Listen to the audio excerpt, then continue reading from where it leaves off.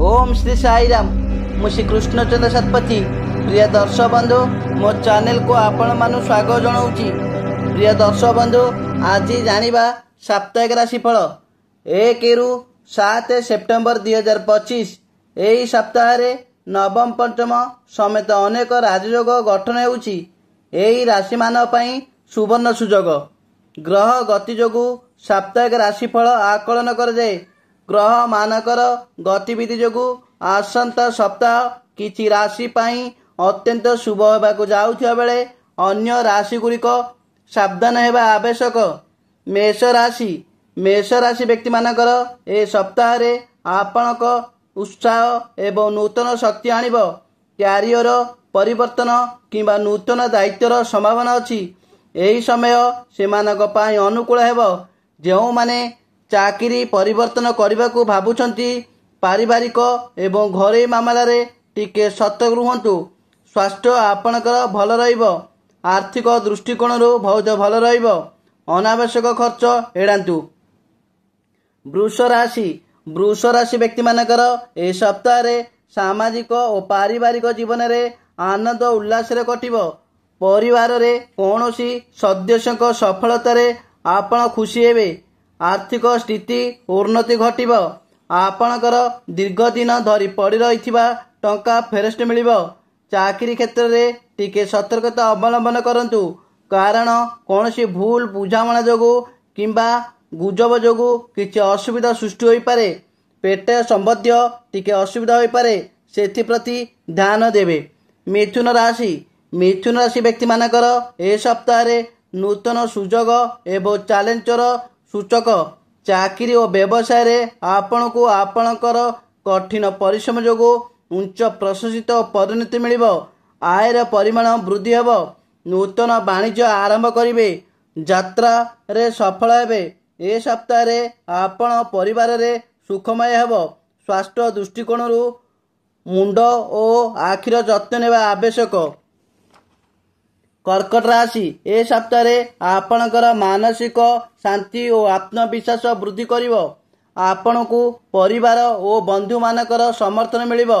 आपणकर थिबा पुराना विवाद ए सप्ताह रे समाधान हेबो ओ आपण नूतन प्रकल्प आरंभ करिवे एवं आपणक कठिन परिश्रम और सकारात्मक फलाफल देबो। आपणक आर्थिक स्थिति मजबूती हेबो। आयर परिमाण वृद्धि हेबो। स्वास्थ्य कोण बहुत भल रहिबो।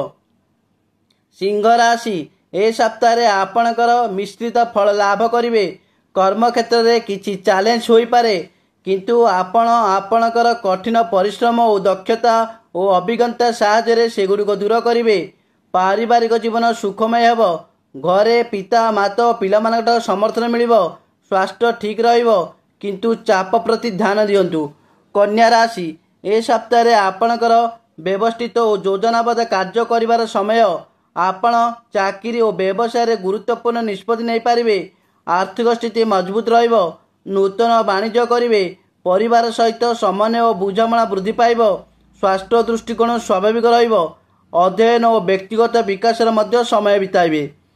तुला राशि ए सप्ताह रे आपणकर क्यारियर और व्यवसाय रे लाभदायक हेबो।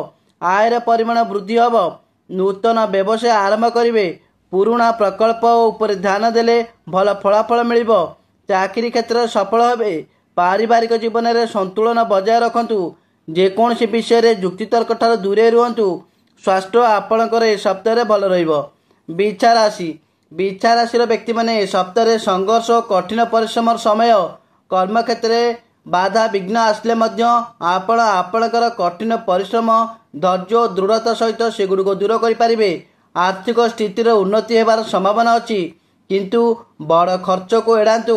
परिवार सहित मधुर हेबो। स्वास्थ्य पाई मानसिक चाप और चिंता को नियंत्रण करने गुरुत्वपूर्ण। आपण सामाजिक जीवन में सक्रिय रहिबे और किछि नूतन संपर्क स्थापन होई पारे। धनु राशि व्यक्ति माने ए सप्ताह रे क्यारियर और व्यवसाय उन्नति हेबो। सफलता और सकारात्मक शक्ति वृद्धि घटिबो। विशेषकर जो माने नूतन योजना रे काम करछंती आर्थिक स्थिति स्थिर रहिबो एवं निवेश लाभदायक हेबो। आपण परिवार एवं बंधुकटार समर्थन पाइबे। आपणकर स्वास्थ्य प्रति ध्यान दियंतु। आपणकर यात्रा करिवे ଓ ସଫଳ ହେବେ। ମକର ରାଶି ରାଶିର ବ୍ୟକ୍ତିମାନେ ଏ ସପ୍ତାହରେ ଚ୍ୟାଲେଞ୍ଜିଂ ଓ ସୁଯୋଗର ଗୁରୁତ୍ୱପୂର୍ଣ୍ଣ ହେବ। କର୍ମକ୍ଷେତ୍ରରେ ପ୍ରତିଯୋଗିତା ବଢ଼ିପାରେ, କିନ୍ତୁ ସଠିକ୍ ରୀତିନୀତି ସଫଳ ଆଣିବ। ଆର୍ଥିକ ଦୃଷ୍ଟିକୋଣରୁ ସମୟ ଅନୁକୂଳ, ପୁରୁଣା ନିବେଶ ଲାଭ ହେବ। ଆପଣ ପରିବାର ସହିତ ସମୟ ବିତାଇବେ ଏବଂ ସମ୍ପର୍କକୁ ମଜବୁତ କରିବାର ସୁଯୋଗ ପାଇବେ। ମାନସିକ ଚାପରୁ ଦୂରେଇ ରୁହନ୍ତୁ ଓ ନକାରାତ୍ମକ ଚିନ୍ତାଧାରାରୁ ଦୂରେଇ ରୁହନ୍ତୁ। କୁମ୍ଭ ରାଶିର ବ୍ୟକ୍ତିମାନେ ଏ ସପ୍ତାହରେ ନୂତନ ସୁଯୋଗ ଓ ପରିବର୍ତ୍ତନ ଆଣିବ। କ୍ୟାରିୟରରେ ଉନ୍ନତିର ସମ୍ଭାବନା ଅଛି। ନୂତନ ପ୍ରକଳ୍ପ ଏବଂ ଦାୟିତ୍ୱ ଲାଭଦାୟକ ହେବ। ଆର୍ଥିକ ସ୍ଥିତିରେ ଉନ୍ନତି ହେବ ଏବଂ ଦୀର୍ଘକାଳୀନ ନିବେଶରୁ ଲାଭ ହେବ। ଆପଣ ପରିବାରଙ୍କ ସଦସ୍ୟ ଓ ପିଲାମାନଙ୍କ ସ୍ୱାସ୍ଥ୍ୟ ପ୍ରତି ଧ୍ୟାନ ଦିଅନ୍ତୁ ଓ ଆପଣଙ୍କର ସ୍ୱାସ୍ଥ୍ୟ ଭଲ ରହିବ। ମୀନ ରାଶି ବ୍ୟକ୍ତିମାନେ ଏ ସପ୍ତାହରେ ବ୍ୟବସାୟ ଓ ବାଣିଜ୍ୟ ଲାଭବାନ ହେବେ। ବ୍ୟୟ ଅପେକ୍ଷା ଆୟର ପରିମାଣ ବୃଦ୍ଧି ହେବ। ଚାକିରି କରୁଥିବା ବ୍ୟକ୍ତିମାନେ ପଦୋନ୍ନତି ଓ ପ୍ରଶଂସିତ ହେବେ। ପାରିବାରିକ ଜୀବନରେ ସୁଖମୟ ହେବ। ଦୀର୍ଘ ଦିନଠାରୁ ପଡ଼ିଥିବା ଟଙ୍କା ଆପଣ ଏ ସପ୍ତାହରେ ଫେରି ପାଇବେ। ଦୂର ଯାତ୍ରାରେ ସଫଳ ହେବେ। ଆପଣଙ୍କ ସ୍ୱାସ୍ଥ୍ୟ ଓ ପରିବାର ସ୍ୱାସ୍ଥ୍ୟ ବହୁତ ଭଲ ରହିବ। ପୁରାତନ ରୋଗରୁ ମୁକ୍ତି ମିଳିବ। ଜୟ ଜଗନ୍ନାଥ। ପ୍ରିୟ ଦର୍ଶକ ବନ୍ଧୁ, ଯଦି ମୋ ଭିଡ଼ିଓଟି ଆପଣମାନଙ୍କୁ ଭଲ ଲାଗୁଥାଏ ତେବେ ଭିଡ଼ିଓରେ ଲାଇକ୍ ଦେବେ, କମେଣ୍ଟ କରିବେ ଏବଂ ଭିଡ଼ିଓଟିକୁ ସେୟାର କରିଦେବେ। ଆଉ ଚ୍ୟାନେଲଟିକୁ ସବସ୍କ୍ରାଇବ୍ କରିବାକୁ ଭୁଲିବେ ନାହିଁ। ଜୟ ଜଗନ୍ନାଥ।